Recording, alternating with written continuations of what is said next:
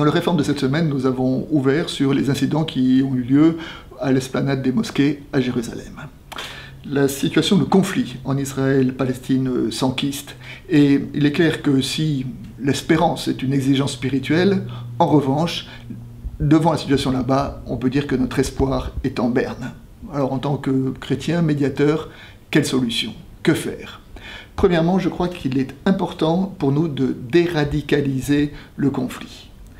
Ceux qui font du combat des Palestiniens la matrice de tous les combats de libération, et ceux qui font de soutien à Israël la pointe avancée de la défense de la démocratie dans le monde arabo-musulman, cela n'aide pas à la paix et n'aide pas à résoudre le conflit. En effet, ce conflit ne sera dépassé que par le compromis, et par définition, nous savons bien qu'un compromis est toujours douloureux.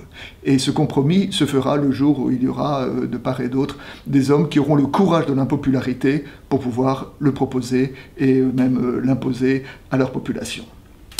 Ensuite, comment être artisan de paix? Et là, je voudrais évoquer un concept qui a été initié par les médiateurs dans le combat, dans le conflit en Irlande du Nord. Ils évoquaient la notion de dire, pour être médiateur, ils évoquaient la notion de travail de tranchée. Ils disaient que quand il y a deux parties qui sont en conflit, la solution idéale, c'est un peu de se retrouver au milieu pour arriver à négocier. Sauf que quand il y a des tranchées, la position du milieu, c'est la position la plus exposée. Alors, les vrais médiateurs, ce sont ceux qui vont dans une tranchée et qui essaient de parler avec les uns, et puis qui vont dans l'autre tranchée et qui essayent de parler avec les autres, et qui font comme ça le maximum d'allers-retours possible jusqu'à ce qu'un compromis puisse émerger.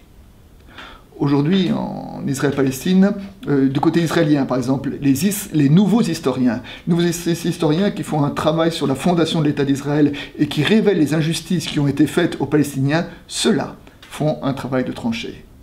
De l'autre côté, quand un habitant de Nazareth, par exemple, a ouvert sa maison pour créer un musée privé de la Shoah, parce qu'il dit il n'y aura pas de résolution des conflits sans compréhension de ce qui fait la souffrance de l'autre, il fait un travail de tranchée. Soutenir inconditionnellement un parti, cela conforte peut-être notre compréhension de l'histoire, mais cela n'aide pas à résoudre le conflit. Les médiateurs, les vrais médiateurs, sont les artisans de paix qui s'aventurent dans le travail de tranchée.